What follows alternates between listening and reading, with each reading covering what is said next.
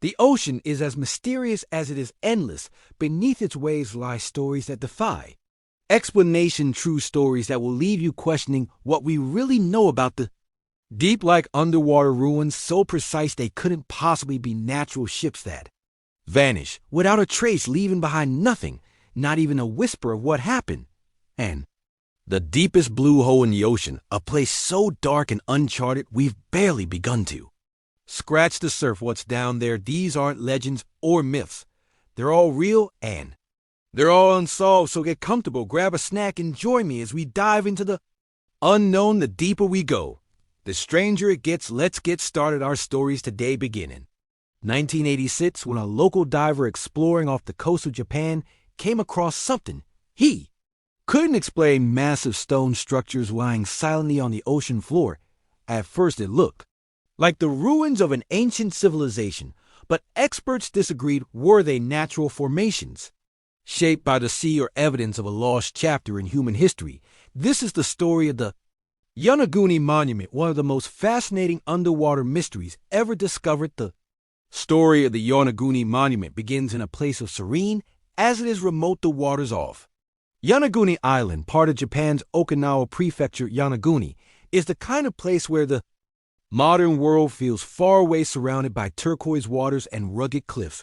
It's the last inhabited island of Japan before you hit Taiwan, a place where the pace of life slows down and the ocean stretches endlessly into the horizon. But beneath the surface of these tranquil waters lies a mystery that has baffled scientists and explorers for decades. It all started in 1986. Kihachiro Aratake, a local dive tour operator, was on the lookout for new underwater spots to attract tourists. Yonaguni, crystal clear waters and vibrant coral reefs were already a diver's paradise, but Aratake wanted to find something unique, something that would set Yonaguni apart. One afternoon, while diving along the southern coast of the island, something caught his eye. At first it was just a shadow, a darker patch on the seafloor. Intrigued, he swam closer, and as he descended, the shadow grew larger, much larger. What he saw next stopped him in his tracks. Rising from the seabed was a structure unlike anything he had ever seen before. Massive, angular, and eerily symmetrical, it looked more like the ruins of an ancient city than a natural rock formation. Before we continue with this story, a quick note: the visuals in today's video are a bit more sparse than usual. This story and the others we'll explore took a great deal of time to research, edit, and record, so feel free to treat this as a background companion while you work, go about your day, or simply sit back and let your mind wander through these incredible mysteries. The visuals will add context, but they're not essential to enjoy the journey. Thanks for being here, and now back to the story. As Kimura explored further, he noticed features that seemed deliberately crafted.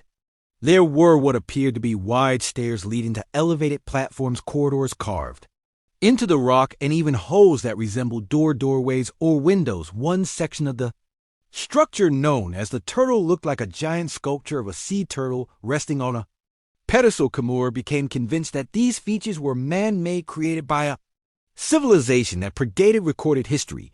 But here's the thing: the structure was submerged under 100 feet of water. For it to have been above sea level, Kimura estimated it would have to date back at least 10,000 years, to a time when sea levels were significantly lower due to ice age glaciation. If true, this would make the Yonaguni Monument one of the oldest human-made structures on Earth, potentially rewriting the timeline of human civilization. Kimura spent years studying the site, and with every dive he found more evidence to support his theory. He discovered what looked like stone tools embedded in the seabed near the monument, suggesting that humans had worked on the structure. He even claimed to find carving symbols etched into the rock that could be remnants of an ancient script. For Kimura, the monument wasn't just a fluke of nature, it was proof of an advanced culture that thrived long before the civilizations we know today. But not everyone agreed. As news of the Yonaguni Monument spread, skeptics began to weigh in. Many geologists argued that the structure could be explained by natural processes. Sandstone, the primary material at Yonaguni, is known to fracture in straight lines when exposed to certain types of erosion. Underwater currents combined with the natural movement of tectonic plates could have created the terraces and sharp angles that made the monument so striking. Robert Schuller, geologist from Boston University, was one of the most vocal critics. Schuller traveled to Yonaguni and dived at the site, but he wasn't convinced. While he admitted that some features were unusual, he argued that the majority of the structure could be explained by natural weathering. In Schull's view, there wasn't enough evidence to conclude that humans had shaped the monument. The debate over Yonaguni quickly became polarizing. On one side, Kimura and his supporters argued that the precision and complexity of the structure were too intentional to be natural. On the other side, skeptics insisted that without definitive artifacts like pottery or tools, the monument couldn't be conclusively linked to human activity. Both sides presented compelling arguments, and the mystery of Yonaguni only deepened for divers. The monument became a bucket list destination, a place where you could witness the intersection of history and nature swimming through the underwater labyrinth surrounded by schools of fish and the eerie silence of the deep. You couldn't help but feel a sense of awe, whether it's a relic of a forgotten civilization or a masterpiece of natural geology. The Yonaguni Monument continues to cap at and confound everyone who visits it. The Yonaguni Monument became a lightning rod for debate among scientists, historians, and explorers. On one side were those like Masaki Kimura, who firmly believed that the monument was evidence of a lost civilization, a relic from a time so ancient it defied traditional timelines of human development. On the other side were skeptics, primarily geologists, who saw the structure as a remarkable but oily natural formation shaped by erosion and the relentless forces of the ocean. Kimura's theory was bold. He argued that the monument wasn't just a singular structure, but part of a much larger, complex one that included roads, smaller buildings, and even what he believed were ceremonial features like a stone altar. According to Kimura, the Yonaguni Monument could date back as far as 10,000 years, potentially even older than the pyramids of Egypt or Stonehenge. This theory was tantalizing. If true, it would suggest that an advanced culture existed in this part of the world at a time when most human societies were thought to be simple hunter-gatherers. Kimura wasn't without evidence. Over the years, he claimed to have found stone tools and what he believed were carvings near the monument, including symbols etched into the rock. He even suggested that some features of the monument, like the turtle formation, were sculptural, deliberately carved to resemble animals or symbols important to the builders. To Kimura, these findings pointed to a human touch, evidence that the structure wasn't merely a quirk of nature. But skeptics pushed back hard. Robert Schoch, well-known geologist from Boston University, became one of the most vocal opponents of the man-made theory. After diving at Yonaguni, Schoch concluded that the monument's features could be explained by natural geological processes. Sandstone, the material that makes up the Yonaguni Monument, is prone to fracturing in straight lines, especially when subjected to tectonic activity and strong underwater currents. Over time, these forces could create flat terraces, sharp edges, and even steps that looked intentional but were entirely natural. He wasn't alone in his skepticism. Many geologists pointed out that there were similar formations around the world that had been created by nature. The Giant's Causeway in Ireland, for example, is a series of perfectly hexagonal basalt columns formed by volcanic activity, while the Biman Road in the Bahamas, a series of rectangular limestone blocks, was initially thought to be a man-made road, but later attributed to natural erosion. One of the biggest sticking points for skeptics was the lack of definitive artifacts for a site to be considered man-made. There needs to be clear evidence of human activity like pottery, tools, or other cultural artifacts. While Kimura claimed to have found stone tools near the monument, critics argue that these could have been washed into the area by ocean currents and didn't necessarily prove that humans had worked on the structure. The debate wasn't just about Yonaguni, it was about how we interpret evidence of ancient civilizations. Kimura and his supporters saw the monument as a chance to challenge conventional timelines, to explore the possibility that advanced societies existed much earlier than we thought. Skeptics, on the other hand, warned against jumping to conclusions without concrete evidence. To them, the Yonaguni Monument was a fascinating natural formation, But nothing more if the Yonaguni Monument is man-made. It raises a tantalizing question. Who built it, and why Kamimura speculated that it might be connected to the lost continent of Mu, a mythical landmass said to have sunk beneath the Pacific Ocean thousands of years ago. While there's no scientific evidence to support the existence of Mu, the idea of a sunken civilization resonates with legends from around the world, from Atlantis in the west to Lemuria in the east. Kimura's theory suggested that Yonaguni could have been a center of culture and religion for an ancient people, a place where rich rituals were performed and knowledge was passed down. The monument's step design and terrace-like features reminded him of ziggurats and pyramids found in other ancient cultures. If true, it could mean that humanity's story is far older and more complex than we currently understand. But skeptics pointed out a major flaw in this theory. There's no direct link between Yonaguni and any known civilization, unlike sites like Machu Picchu or the Great Pyramid of Giza, which are surrounded by cultural artifacts and written records. The Yonaguni Monument exists in isolation. No tools, no pottery, no ruins of nearby villages, nothing definitively ties it to human hands. There's also the question of its age. Kamimura estimated that the monument could be over 10,000 years old, based on how long it would have taken for rising sea levels to submerge it. But skeptics argue that dating a site based on sea level changes is tricky at best. Without physical evidence, like carbon-dated artifacts, it's impossible to determine the monument's age with certainty. Despite the lack of consensus, Yonaguni continues to capture the imagination of people around the world. It's not just a question of geology or archaeology. It's a question of what we're willing to believe. The idea of a lost civilization, one that built monumental structures only to be swallowed by the sea, is undeniably compelling. It taps into our fascination with the unknown, our desire to uncover secret hidden beneath the surface. Even if the monument is natural, it's a masterpiece of nature, a reminder of how powerful and creative the forces of the earth can be. The straight lines, the terraces, the sharp angles, these features may be the result of erosion and tectonic activity, but they look deliberate, almost like a work of art standing on the seafloor.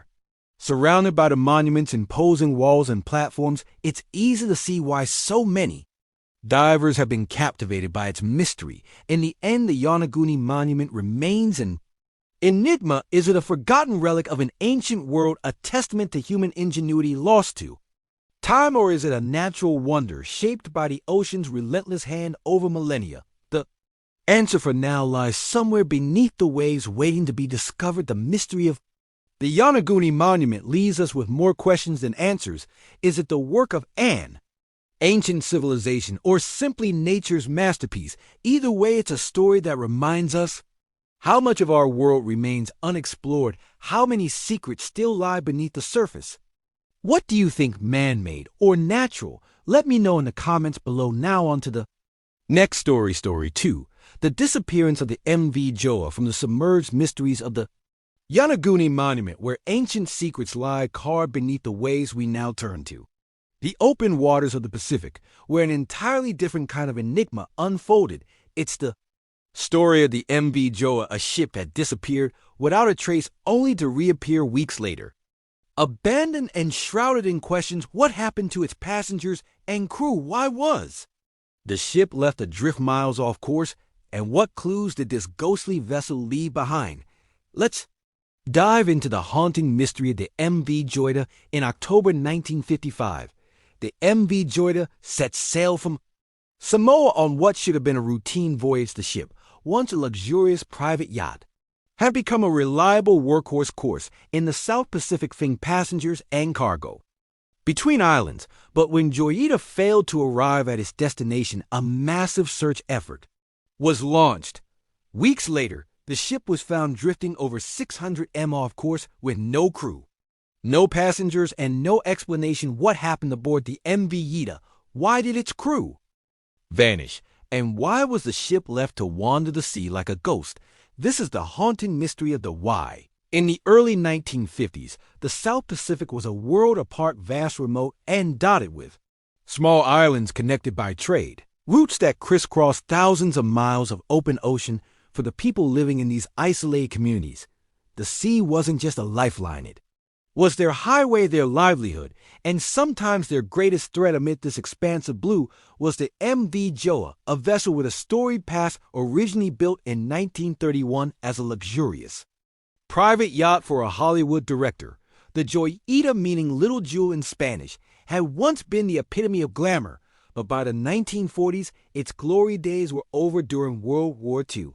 The ship was repurposed as a military patrol boat for the U.S. Navy, and later it was sold off to private owners who transformed it into a modest but reliable merchant vessel. It wasn't flashy anymore, but it had a reputation as a tough seaworthy craft. By 1955, the Joyita was owned by Captain Thomas Dustin Miller, a seasoned British sailor who had spent decades navigating the Pacific. He was well known and respected in the region.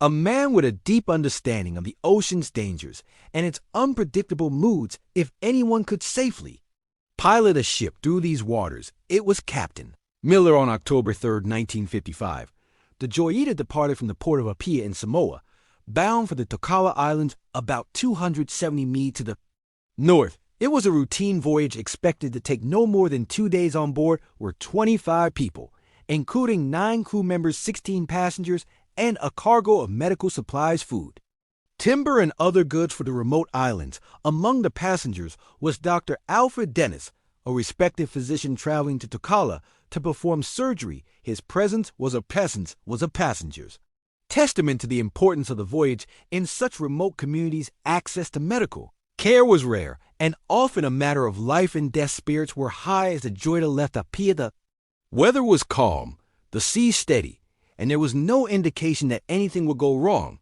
But as the hours turned into days, something strange happened. The Joyita didn't arrive in Tokala. Initially, radio operators assumed the ship had been delayed, a mechanical issue perhaps, or a minor navigational error. Delays weren't uncommon in the South Pacific, where unexpected problems could add hours or even days to a journey. By the third day, however, concern began to grow. The ship's radio had fallen silent, and there was still no sign of the Joyita. Word spread quickly, and soon a massive search effort was underway. Planes and ships scoured the route between Moa and Tokala, covering thousands of square miles of open ocean. But there was nothing, no debris, no distress signal, no sign of the Joyita at all. It was as if the ship had simply disappeared, swallowed by the vastness of the Pacific. 5 weeks later, on November 10, 1955, the mystery took a chilling turn. A merchant vessel navigating the waters near Fiji spotted something unusual in the distance. At first, it looked like an unassuming piece of flum, a dark shape bobbing on the waves. But as the crew drew closer, they realized it was a ship. The missing Joyita, adrift and abandoned over 600 mil from its intended route. The sight was haunting. The Joyita, once considered unsinkable, was listing heavily to one side with its deck partially submerged. Yet despite the damage, the ship was still afloat, a testament to its sturdy cedarwood construction. But where were the crew and passengers? The vessel was eerily silent, with no sign of life on board. When rescuers boarded the ship, the scene they found was even more unsettling. The Joyita looked like a ghost ship. Its interior was in disarray, with cargo scattered everywhere. Boxes of medical supplies had been opened, and blood-stained bandages were found on deck, but there was no explanation for their use. The lifeboats and life rafts were missing, along with personal belongings and the ship's navigational equipment in the main cabin. The ship's radio was tuned to the international distress frequency, but its antenna was broken, rendering it useless. Rescuers noted that the radio would have had a range of just 2 mil in its damage state, making it impossible to call for help. Adding to the mystery, the clock in the cabin had stopped at 10:25, as if marking the exact moment something went horribly wrong. The Joyita engines were another puzzle. The main engine wasn't operational, and the auxiliary engine, a smaller backup, was covered in blankets, suggesting someone had tried to protect it from damage. Yet the ship was still seaworthy. Despite its listing, it wasn't sinking, and there was no immediate danger to those on board. So why had the crew and passengers abandoned it? The ship's logs were missing, along with any documents that might have shed light on what Happened rescuers were left with only fragments of a story, an empty ship, signs of a hasty departure, and no indication of where the crew and passengers had gone, as the Joyita was. Towed back to port, the questions only deepened what had caused the crew to leave a ship that was still afloat. Why had they taken the lifeboats, but left behind vital supplies like food and water? And why was the ship so far off course, drifting aimlessly in the middle of the middle Pacific? The discovery of the MV Joyita left investigators with a cascade of mysteries. It wasn't just the eerie sight of an empty drifting ship, it was the countless unanswered questions. What could have driven 25 people to abandon a seaworthy vessel, and why did they vanish without leaving so much as a trace? One of the leading theories centers around mechanical failure. The Joyita was far from perfect. When it departed Samoa, the ship's main engine was already known to be unreliable, and some reports suggest that a leaking pipe caused water to accumulate in the build, creating the appearance that the ship was sinking in a panic. The crew may have believed the Joyita was about to go under, prompting them to abandon ship. But here's the problem. The Joyita wasn't sinking. Its sturdy cedar wood construction made it highly buoyant. Even in a damaged state, abandoning such a vessel would have been a last resort, and yet the lifeboats were gone, suggesting the crew had no intention of staying on board. Another compelling theory is that the crew misjudged the situation. The South Pacific is known for its strong, unpredictable currents, and if the Joyita had been taking on water even temporarily, the listing angle might have convinced the crew it was doomed. But why weren't the lifeboats found? Did they drift too far from the search area, or was there something else, something more sinister that prevented anyone from surviving? Then there's the possibility of foul play. The Joyita's cargo included medical supplies and other valuable goods, which could have made it a target for pirates. The waters of the South Pacific weren't lawless, but piracy wasn't unheard of in the 1950s. Could the crew and passengers have been attacked, forced overboard, or taken captive? This theory gains traction when you consider the missing personal belongings and navigational equipment. If pirates boarded the ship, they may have taken anything of value before abandoning it. But again, no evidence of a struggle was ever found in piracy. Remains speculative at best. One of the more chilling theories involves a rogue wave, a sudden massive wall of water capable of capsizing ships. Rogue waves are rare but devastating, and some believe a wave might have struck the Joyita, flooding the deck and forcing the crew to evacuate. But the ship was still afloat when it was found, which complicates this explanation. Why abandon a vessel that was clearly capable of surviving such an event?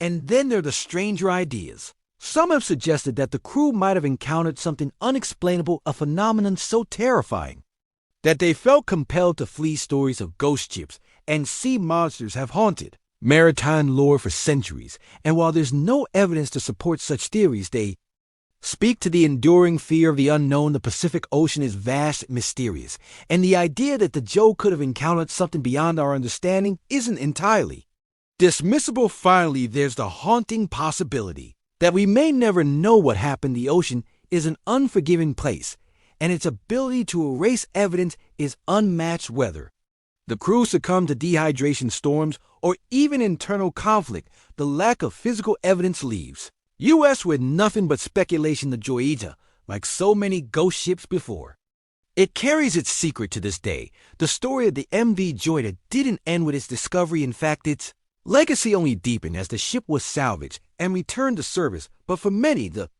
Joyita was no longer just a vessel. It was a symbol of maritime mystery, a ship that seemed cursed by its own unanswered questions. After being repaired, the Joyita was put back into operation, but its reputation preceded its sailors were reluctant to crew the ship, convinced that it was haunted by the spirit of its missing passengers. Some claimed to hear strange noises coming from the hull, or feel an unsettling presence when on board.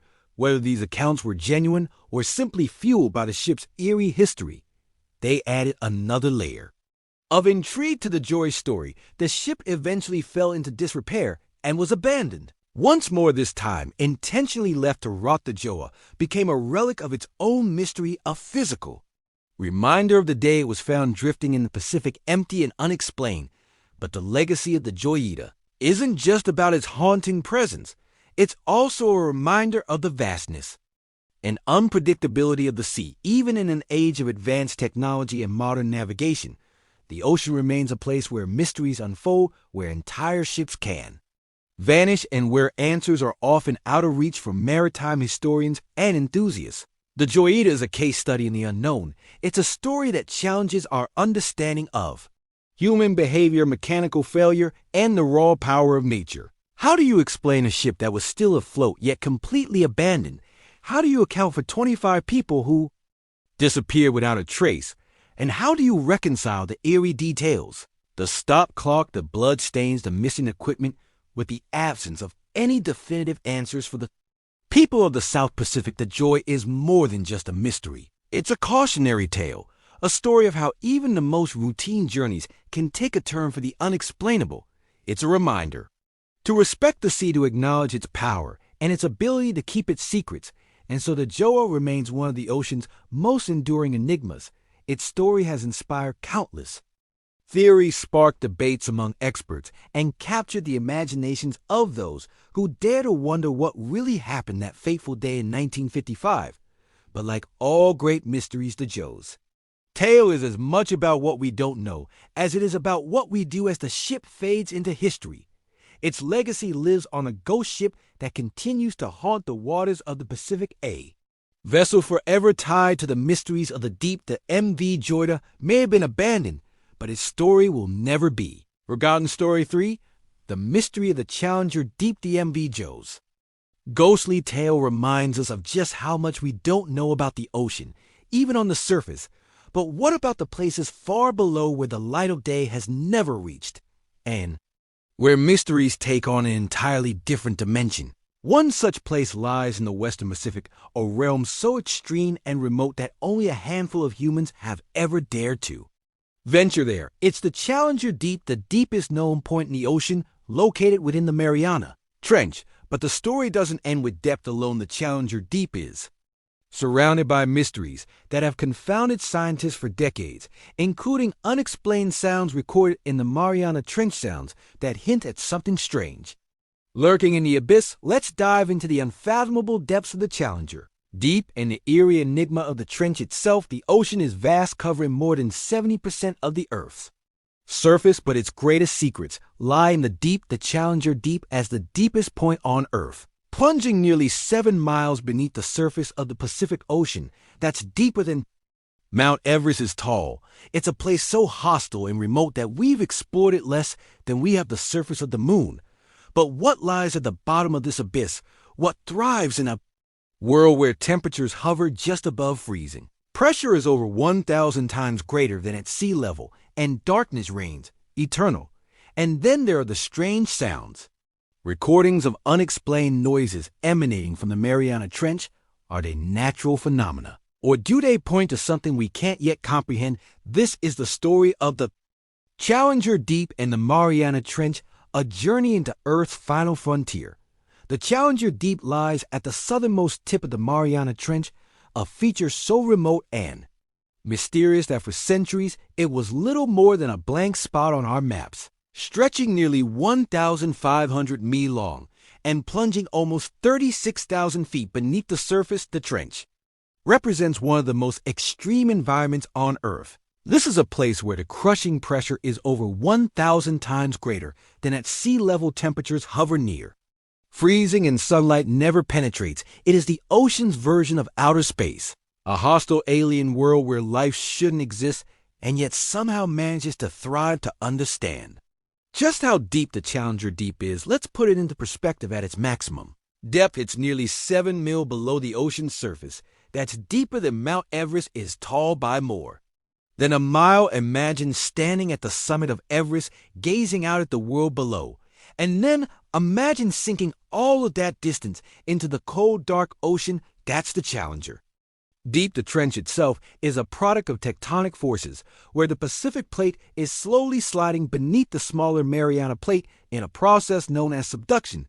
This geological collision creates a deep scar in the Earth's crust, a trench that forms the boundary between two titanic slabs of rock.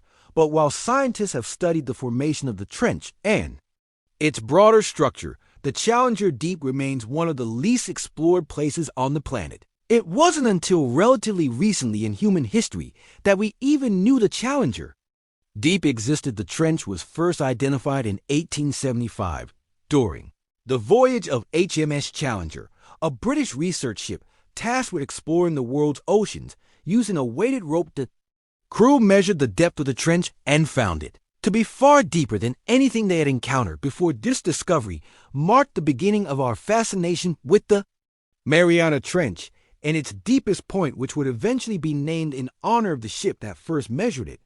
But while we've mapped and charted the Challenger Deep, actually exploring it has proven far more difficult. The conditions down there are so extreme that even the most advanced technology struggles to withstand the crush pressure. For decades, the Challenger Deep existed as more of a concept than a physical place, a theoretical point, so remote and hostile that it seemed almost untouchable. That all changed in 1960 when two men, Jacques Picker and Don Walsh, decided to go where no one had gone before. In 1960, aboard the Besa Trias, Picker and Walsh embarked on a journey that would make history. The Trias was no ordinary vessel built specifically for deep-sea exploration. It was essentially a metal sphere encased in a steel and gasoline shell, designed to survive the unimaginable pressure of the deep ocean. The sphere was only large enough to hold two people, and inside it was cramped, claustrophobic, and dimly lit. Every inch of the craft was engineered to withstand over 16,000 pounds of pressure per square inch, the kind of force that would crush a human body instantly. The descent began just after dawn. As the Trias sank below the surface, the world outside grew darker and darker until the windows revealed nothing but inky blackness. By the time they reached the midnight zone around 3,000 feet down, all sunlight was gone, replaced by an eerie void. The only light came from bioluminescent creatures drifting past the window, their glowing bodies creating a surreal otherworldly display.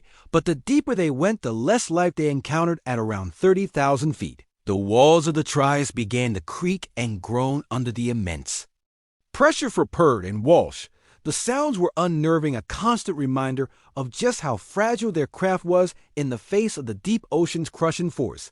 Despite the risks, they pressed on, descending further into the abyss. After nearly 5 hours, they reached the Challenge Deep at 358.14 feet. They were at the deepest point on Earth, a place where no human had ever set foot outside the window. The seafloor was flat and featureless, a barren expanse of sediment and clay. The pressure here was so intense that it compressed the water itself, making it denser than at the surface.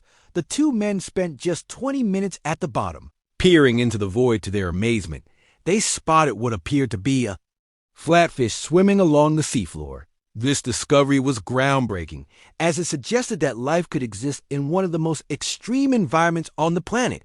But with their oxygen running low and the risks mounting, they had to begin their ascent. The success of the Trista mission was a monumental achievement, but it also highlighted just how much we didn't know about the deep ocean. The Challenger Deep remained largely unexplored for decades, visited only by robotic probes and unmanned vehicles.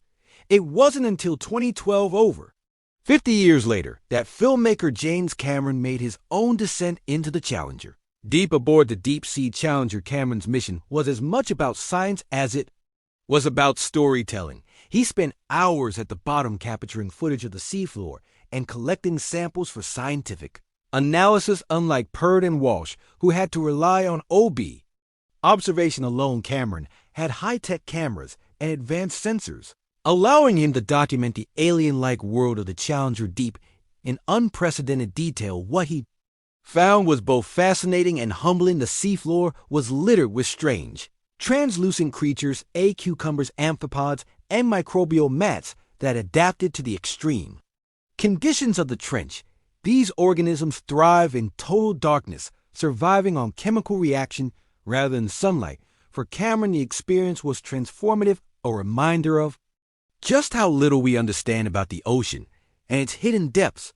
But even with these advancements, the Challenger Deep remains one of the least explored places on Earth. Less than 5% of the world's oceans have been mapped in detail, and the Challenger Deep is no exception. Its inaccessibility combined with the immense cost and complexity of deep sea exploration means that much of its story is still untold. What lies in its unexplored crevices?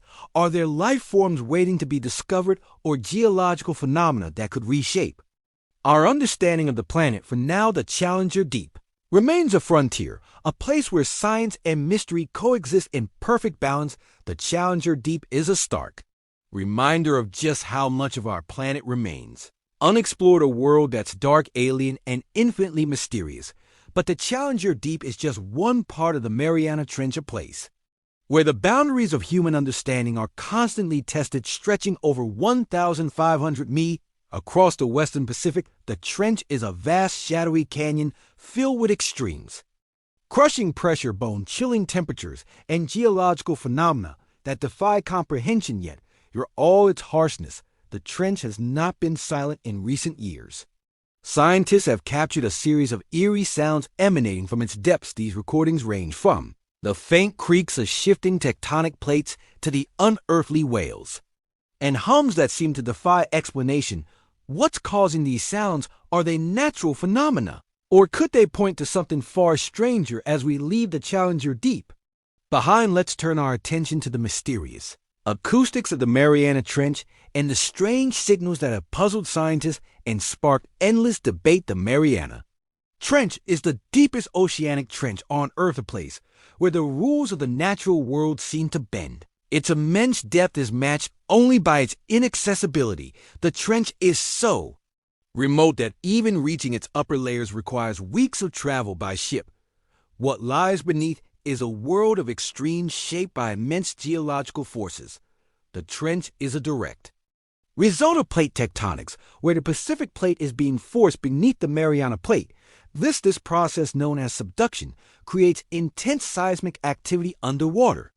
Volcanoes and towering hydrothermal vents that spew superheated water into the abyss. But the trench isn't just a geological marvel, it's also a soundscape filled with noises that range from the mundane to the extraordinary. Sound travels differently underwater. The immense pressure and density of the deep ocean amplify and distort even the faintest vibration, creating a symphony of strange noises. For decades, researchers have deployed hydrophones, underwater microphones, to capture these sounds, hoping to gain insight into the trench's mysterious environment. What they recorded was far more than they expected. When scientists placed hydrophones into the Mariana Trench, they expected to hear the ambient noise of the deep, the faint groans of shifting tectonic plates, the rumble of distant underwater volcanoes, or the occasional call of a deep diving whale. What they didn't expect were the sounds that would defy explanation, sounds so alien that they seem to come from another world. The most famous of these recordings is the Western Pacific Biot twang, a noise first recorded in 2014. At first, it starts as a low moaning hum, almost like the groan of an ancient machine. Then it quickly rises into a metallic screech, sharp and piercing, before descending into a deep resonant rumble. It's unlike any natural sound ever captured before, and it repeats in a pattern, suggesting it's not a random occurrence. The botong has been recorded multiple times, always in the same region of the Western Pacific. But what makes it especially puzzling is its frequency range, so unusual that it doesn't perfectly align with any known biological or geological source. But the Biot twang is just one piece of the puzzle. Other hydrophone recordings from the trench capture bursts of rhythmic pulses, almost like sonar, but not from any known human-made device. These pulses are sharp, mechanical, and strangely deliberate, as if signaling something deep within the trench. Their source remains a mystery. Then there are the long, resonant rumbles that stretch across the audio spectrum. These low-frequency growls could be linked to geological activity like the grinding of tectonic plates or underwater landslides. But their sheer intensity and clarity suggests something more. Could they be from an enormous, as yet undiscovered creature moving through the trench, or are they natural phenomena amplified by the trench's unique acoustics? One of the eeriest recordings is a sound that some scientists have nicknamed the whistle. It's high-pitched and wavering, almost like the cry of an animal, but it echoes in a way that makes it seem vast and distant, as if it's coming from deep within the earth. Some have described it as mournful, even haunting, as if the trench itself were alive and crying out other sounds, are even more bizarre. One recording captured what seemed like a continuous rhythmic thumping like a heartbeat. It was faint but persistent, and its regularity suggested something purposeful. Could it have been the sound of a deep-sea creature communicating or moving, or was it something entirely mechanical, perhaps an underwater current, or the resonance of shifting water masses? What makes the sounds of the Mariana Trench so fascinating is their variety. Each noise is distinct from the strange Bayat twang too. The haunting whistles and rhythmic pulses together, they create an acoustic portrait of a place that seems to defy the natural order. And while some of these sounds have plausible explanations, many remain shrouded in mystery. The mysterious sounds of the Mariana Trench have inspired a range of theories from the scientific to the downright fantastical. Let's start with what we know or think we know. One of the most widely accepted theories is that many of the sounds are biological in origin. The ocean is home to an astonishing array of life, much of it undiscovered, and the Mariana Trench represents one of the last great frontiers for marine biology. Deep-sea creatures have evolved to survive in extreme conditions, and their adaptations are often stranger than fiction. Could the Bayat twang be the call of an undiscovered species some scientists think? So the frequency and repetition of the sound suggest a biological pattern, and it's not unprecedented for the ocean's depths to surprise us. After all, the colossal squid, one once thought to be a sailor's myth, was only confirmed in recent decades. If a creature in the trench has developed a unique way of communicating, it's entirely possible that we've just heard it for the first time. But there's a catch. The Bayat twang and other recordings don't perfectly match the characteristics of any known marine animal. Even whales, which produce some of the most complex and varied sounds in the ocean, don't vocalize at such high frequencies or with the metallic mechanical quality of the Bayat twang. This has led some researchers to propose an alternative explanation. Perhaps the sounds are geological. The Mariana Trench is a dynamic geological environment shaped by the grinding of tectonic plates and the heat of underwater volcanoes. These forces create seismic activity that can produce low-frequency vibrations which may travel for miles and become distorted as they bounce through the trench's unique STR structure. The rhythmic pulses recorded in the trench could be the result of these geological processes, earthquakes, volcanic eruptions, or even the slow movement of underwater landslides. But while this explanation accounts for some of the sounds, it doesn't explain their variety or their sometimes otherworldly quality.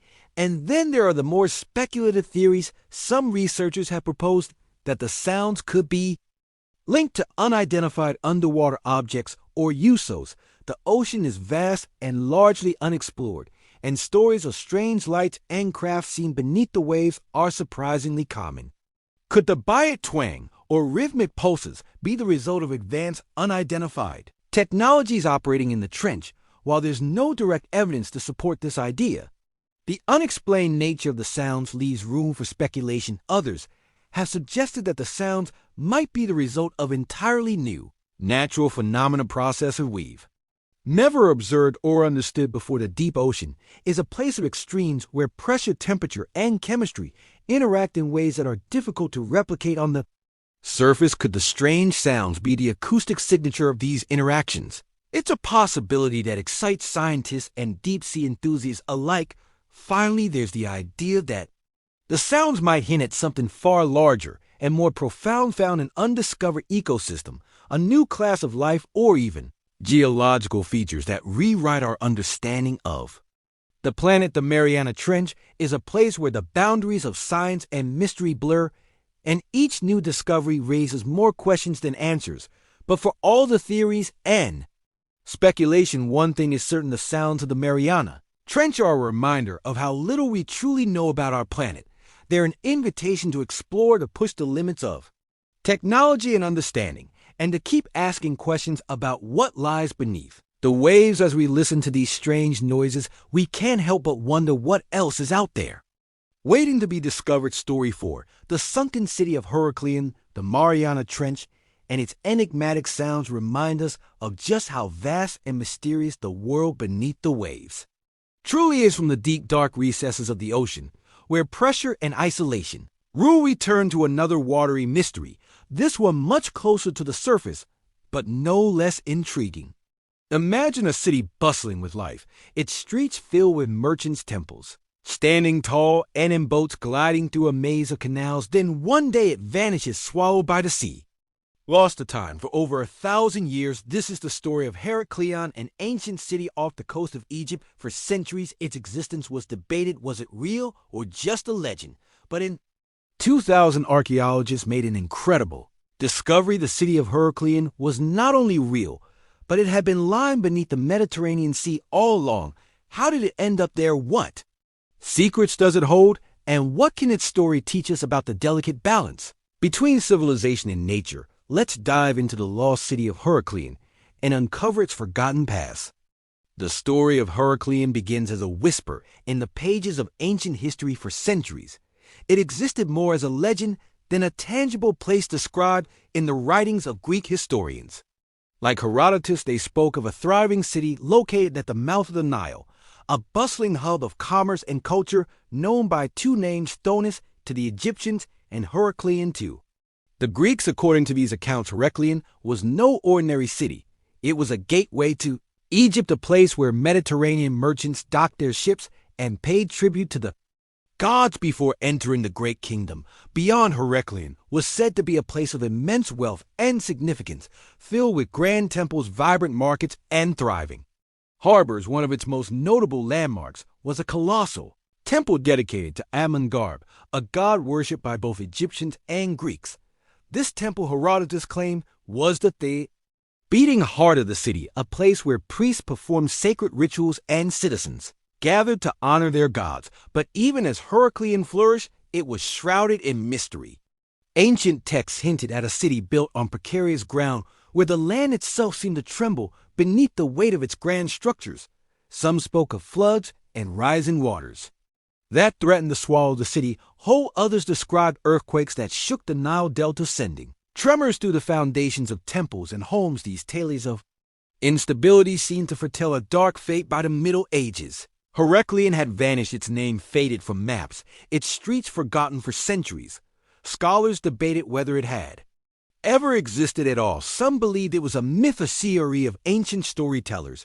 Others argued that it had been destroyed by natural disasters or buried beneath layers of sediment carried by the Nile. And then there was the sea. Over the centuries, the Mediterranean had crept inland, claiming vast stretches of land along the Egyptian coast.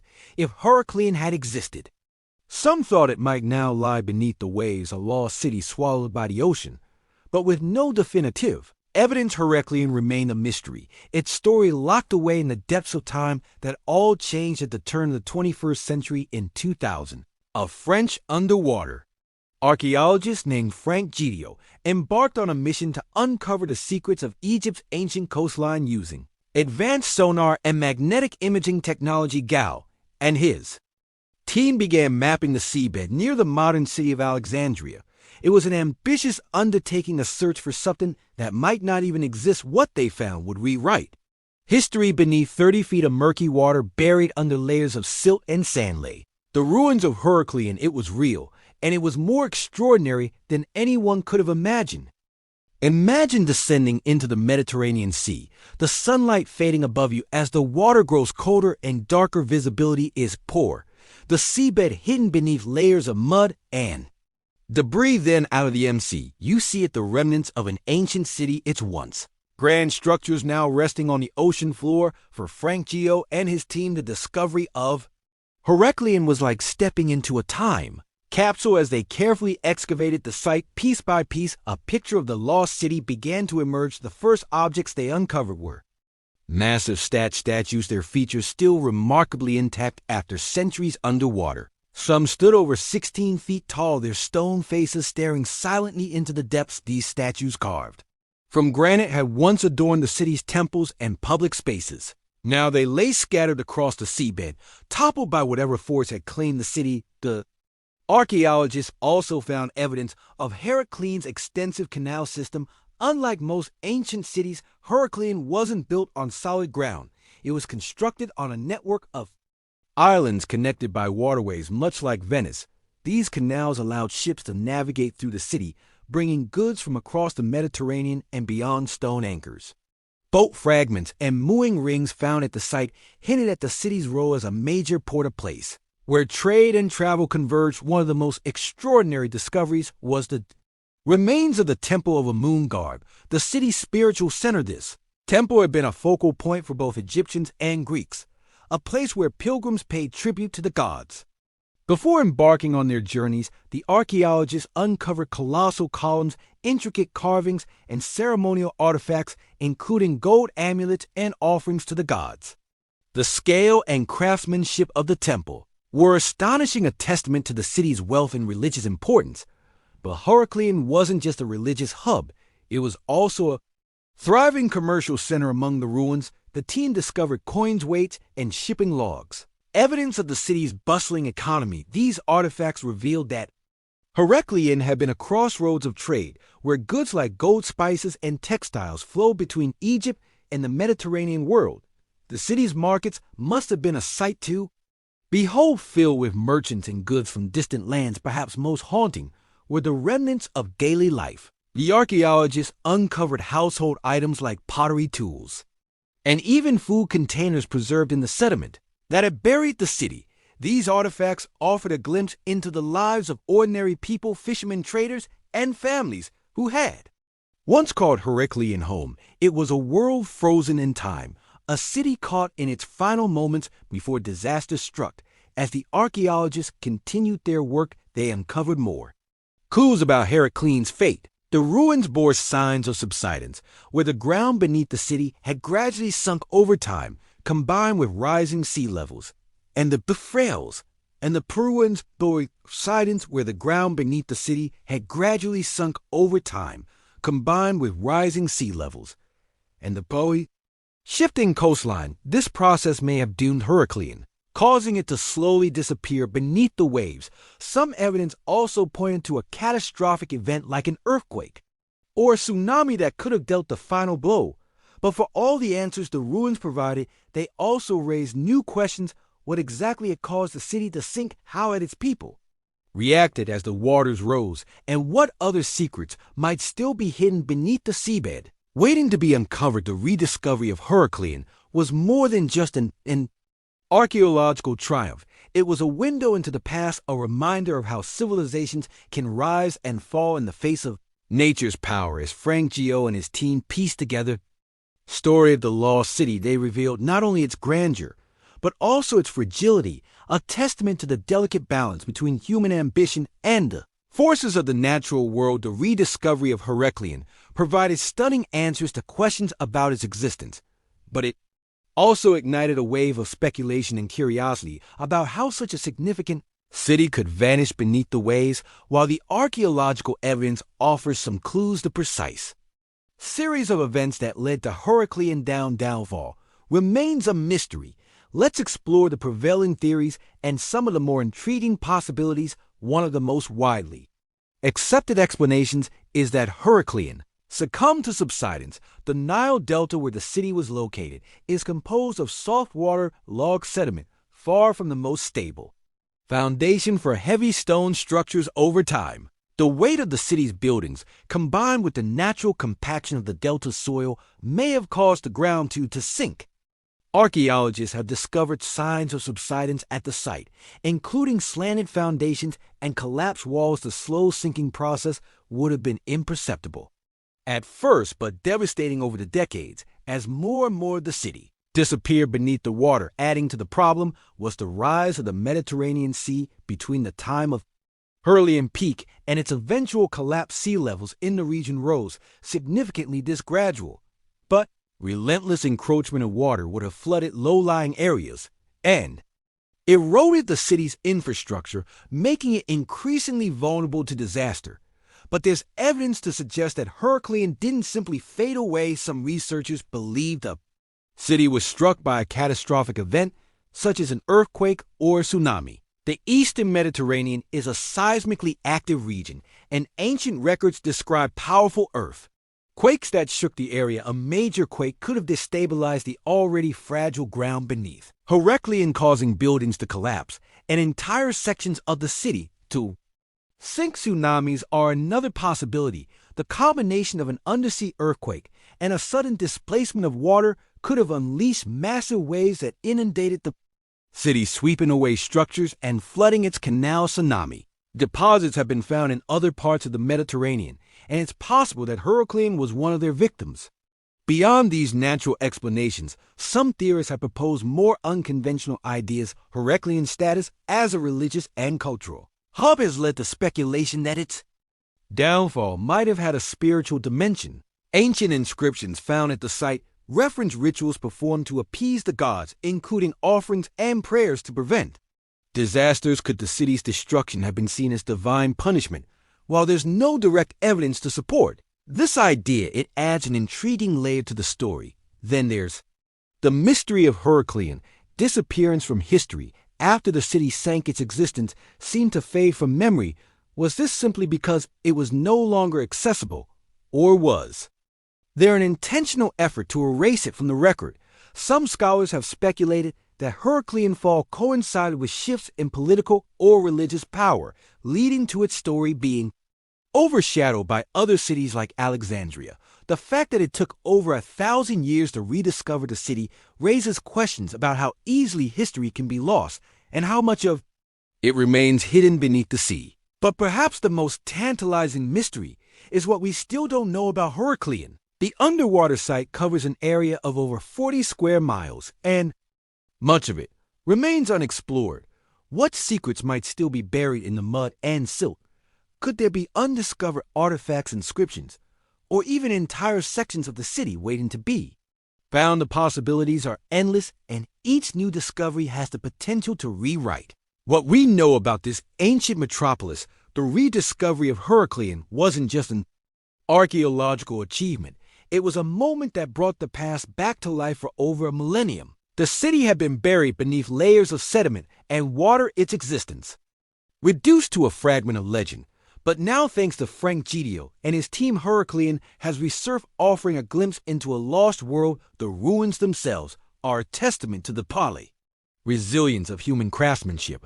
Despite being submerged for centuries, many of the city's structures and artifacts remain remarkably intact. The massive statues of gods and pharaohs carved from granite still bear the intricate details of their original design. Inscriptions on stone tablets and style provide insight into the city's religious and administrative life, while gold amulets and ceremonial items speak to its wealth and cultural significance. But Heracleion resurfacing isn't just about the artifacts, it's about the stories they tell. The city's layout with its canals, harbors, and temples reveals a society deeply connected to both the natural world and the spiritual realm. The discovery of shipping logs and trade weights highlights Heracleion's role as a vital link between Egypt and the Mediterranean, a place where cultures converge and goods flow freely. Every artifact, from the grandest statue to the humblest piece of pottery, offers a window into the lives of the people who once called this city home. The rediscovery of Heracleion has also sparked renewed interest in underwater archaeology. The techniques used to locate and excavate the city, sonar mapping, magnetic imaging, and careful underwater excavation have set a new standard for exploring submerged sites. Heracleion is now considered one of the most significant underwater discoveries of the 21st century, and its story has inspired efforts to search for other lost cities and civilizations. But Huron's legacy isn't just about the past. It's also a reminder of the fragility of human civilization, the forces that brought down Heracleion. Rising seas, unstable ground, and natural disasters are still at work today as we face the challenges of climate change and environmental instability. The story of Heracleion serves as a cautionary tale about the delicate balance between human ambition and the power of nature. Today, the ruins of Heracleion remain underwater, protected as an archaeological site. Divers continue to explore its depths, uncovering new fragments of its history with each passing year. For those who visit the site or even just see its artifacts on display in museums, Heracleion is more than just a lost city. It's a symbol of discovery, resilience, and the enduring mystery of the human story as we leave the waters of Heracleion. One question lingers: what other lost worlds lie waiting beneath? The sea hidden in the depths, waiting to be found. The story of Heracleion reminds us that history is not static. It's alive, buried in the earth and the oceans, waiting for someone to bring it to the surface. Where will we look next? Story in part 2.